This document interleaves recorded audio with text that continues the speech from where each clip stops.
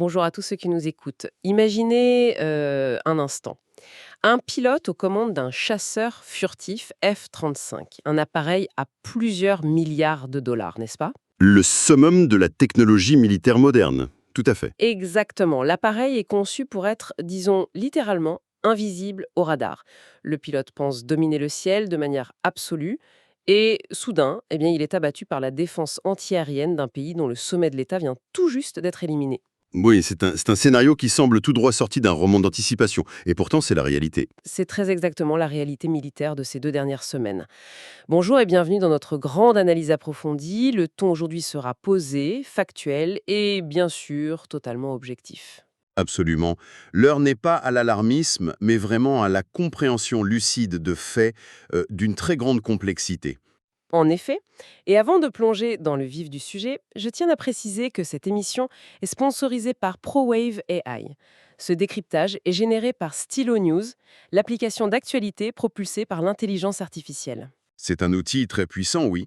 Notre briefing officiel aujourd'hui s'intitule Escalate or Negotiate. Iran targets global economy, cyber and strikes across the Middle East. Et nous sommes le 9 avril 2026. Et pour donner un tout petit peu de contexte à notre audience sur la façon dont nous traitons ces informations, Stylo News est en fait la version grand public du logiciel Stylo Intellops. Un logiciel professionnel, si je ne m'abuse. Tout à fait. C'est un système conçu à l'origine spécifiquement pour les opérations d'entreprise complexes, que ce soit pour les gouvernements, les forces armées ou les prises de décision stratégiques de haut niveau. Donc ce que nous offrons ici à ceux qui nous écoutent, c'est véritablement l'accès à un outil d'aide à la décision de classe mondiale. C'est exactement cela, une synthèse en temps réel. Et la mission de notre décryptage d'aujourd'hui, c'est de synthétiser des dizaines de rapports de renseignements bruts pour dégager les véritables schémas du conflit actuel. Ce conflit qui implique bien sûr les États-Unis, Israël et l'Iran. Avec une attention toute particulière portée à la neutralité. Nous examinons les faits, les impacts locaux comme internationaux, et les perspectives des décideurs sans aucun parti pris. Absolument. Alors, pour bien saisir la situation actuelle, il faut remonter à un événement déclencheur très précis. L'événement de la fin février qui a, disons, radicalement modifié la donne sur le terrain. Oui, tout a basculé le 28 février dernier. Une offensive cinétique conjointe, menée par les États-Unis et Israël, a frappé le territoire iranien avec une ampleur bien totalement inédite. Et les bilans rapportés sont extrêmement lourds. Ils le sont. Les rapports consolident un bilan de plus de 1340 victimes. Mais l'impact stratégique majeur se situe vraiment au niveau du leadership. Ces frappes ont causé la mort du guide suprême iranien, Ali Khamenei. Ce qui est déjà un séisme géopolitique en soi. Un séisme, le mot est faible. Et le ciblage a continué. Plus récemment encore, c'est le général de division Majid Kademi, le plus haut responsable du renseignement des gardiens de la révolution islamique, le fameux CGRI, qui a été éliminé. Donc, en termes stratégiques, on parle d'une décapitation simultanée des commandements spirituels, politiques et militaires. C'est exactement ça, une paralysie théorique totale. Mais, et c'est précisément là qu'il y a une contradiction tout à fait fascinante. Historiquement, quand on élimine la tête d'une structure militaire centralisée, on s'attend à un chaos logistique, à un effondrement. C'est la doctrine militaire classique, oui. Or, comment ce pays a-t-il pu, presque dans la foulée de ses frappes, organiser une contre-attaque assez sophistiquée pour infliger des pertes historiques à l'armée américaine? Car les faits sont têtus. Oui, les faits sont là, et ils ont surpris tout le monde. L'Iran a réussi à abattre un chasseur F-15E, un avion d'attaque au sol A-10 Warthog, Et même un hélicoptère de sauvetage, il me semble? exactement, un hélicoptère Black Hawk venu en mission de secours. Mais surtout, le joyau dont nous parlions au début, un chasseur furtif F-35. Un pilote a été secouru, mais un autre est toujours porté disparu. Mais comment est-ce physiquement possible sans un commandement central pleinement opérationnel? Cela me fait penser d'une certaine manière au mythe d'Icare, cette chute inattendue d'une technologie que l'on croyait intouchable. L'analogie est très juste. C'est le cœur d'un véritable changement de paradigme militaire. La réponse tient en fait en deux mots, automatisation et redondance. C'est-à-dire? Eh bien, les observateurs occidentaux pensaient que la défense iranienne dépendait de généraux donnant des ordres centralisés depuis Téhéran. Mais la perte du F-35 démontre l'inverse. L'Iran a déployé un réseau de défense antiaérienne multicouche et surtout décentralisé. Donc pas de grande antenne radar massive et facile à détruire. Exactement. Au lieu d'avoir une seule cible évidente, ils utilisent une multitude de petits capteurs passifs, des radars basse fréquence, des systèmes optiques, et tous sont reliés par des algorithmes autonomes. Ce n'est donc pas un coup de chance ou un tir de barrage aveugle. C'est plutôt comme une grille de fils de détente invisible. Le chasseur américain effleure un seul de ses capteurs et instantanément, sans qu'aucun humain n'ait besoin de valider, plusieurs systèmes de missiles se verrouillent sur lui. C'est la description parfaite. La furtivité du F-35, voyez-vous, est conçue pour tromper certains types de radars haute fréquence, et ce, depuis certains angles d'attaque bien précis. Et face à un réseau décentralisé, L'invisibilité s'effondre. Face à un système qui analyse des anomalies dans l'espace aérien depuis, disons, des dizaines de positions différentes en même temps, la furtivité ne suffit plus.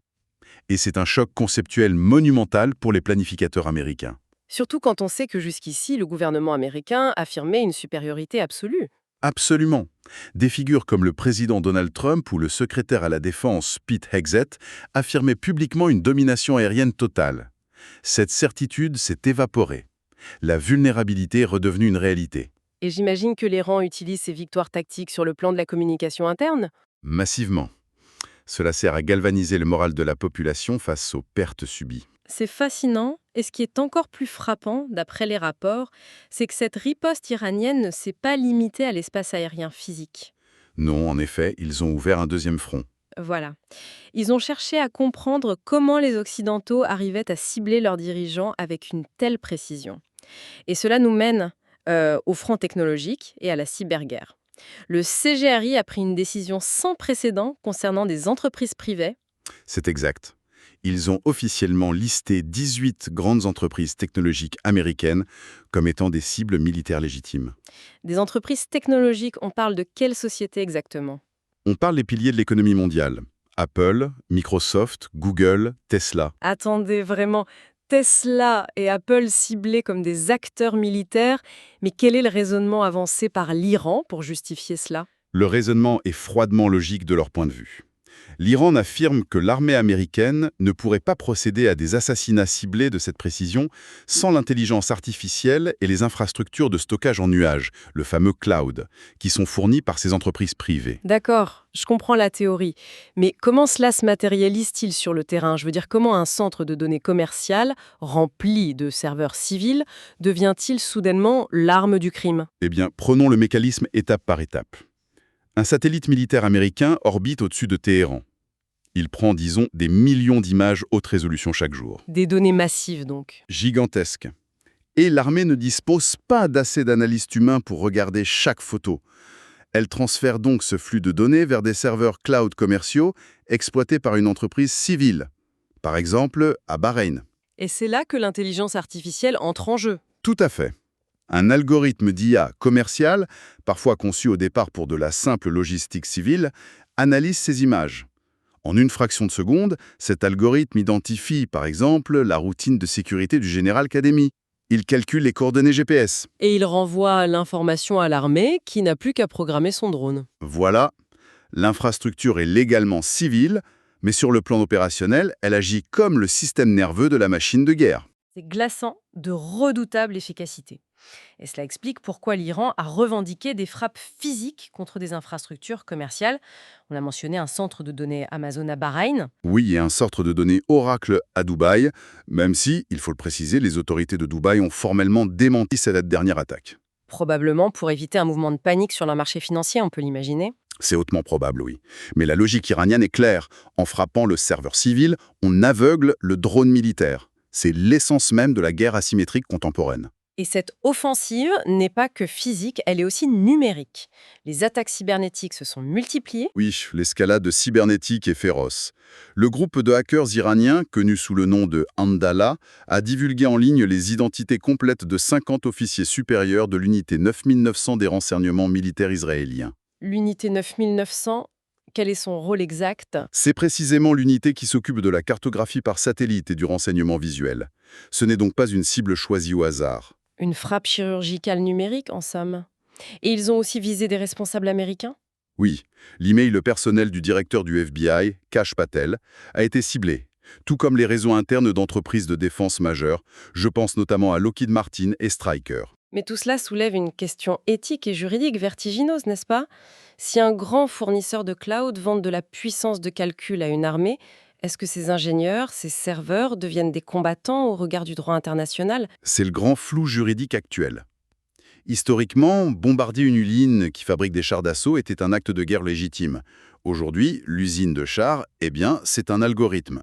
Pour l'Iran, cette fusion civilo-militaire justifie ces frappes. Mais pour les États-Unis, attaquer un centre de données commerciales relève purement et simplement de l'acte terroriste.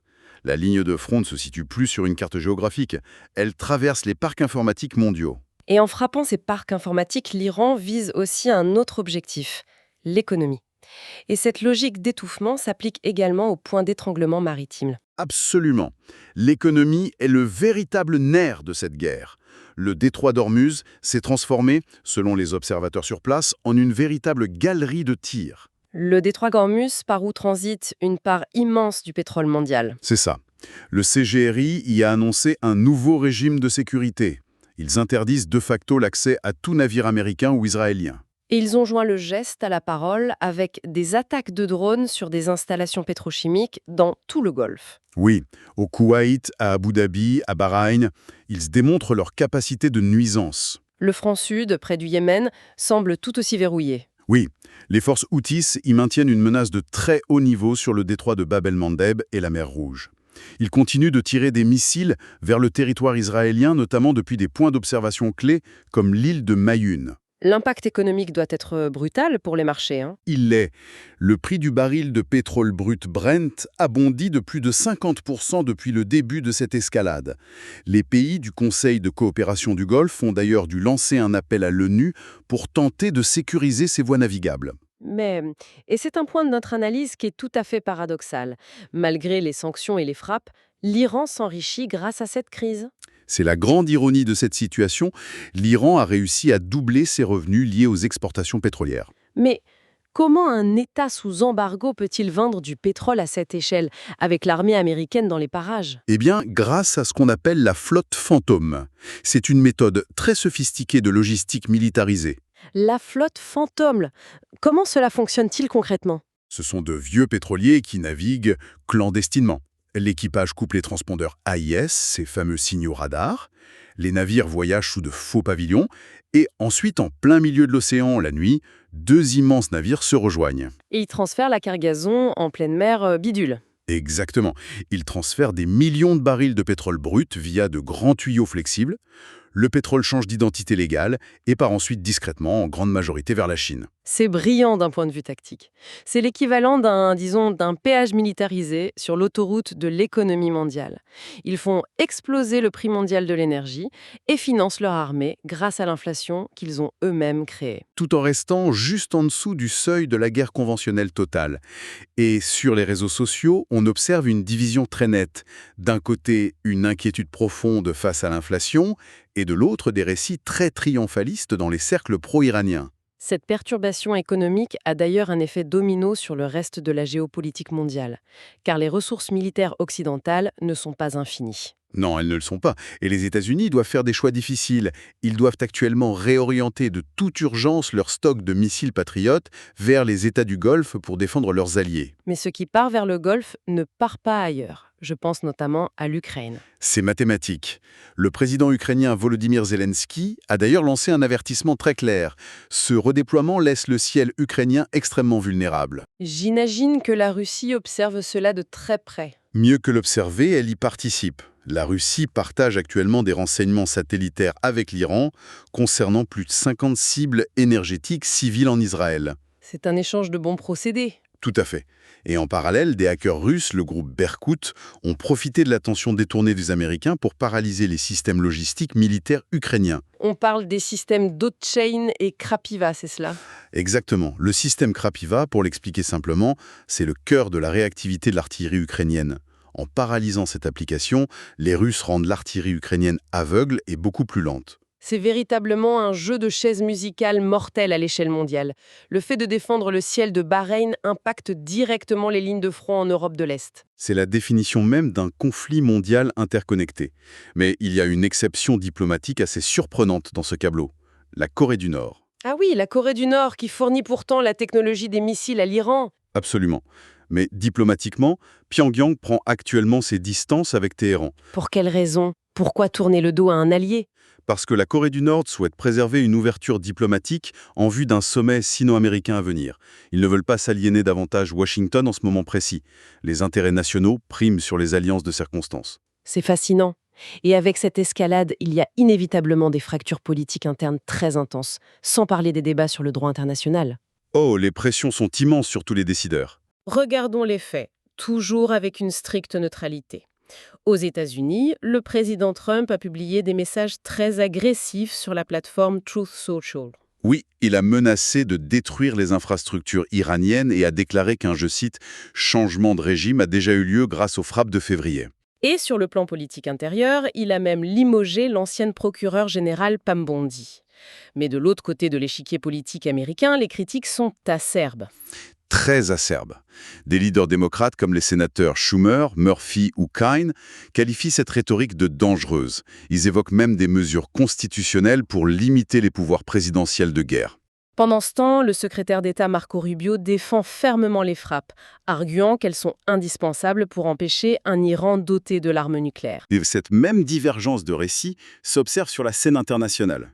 L'ambassadeur d'Israël affirme que ces frappes sont une nécessité défensive vitale face à des menaces existentielles.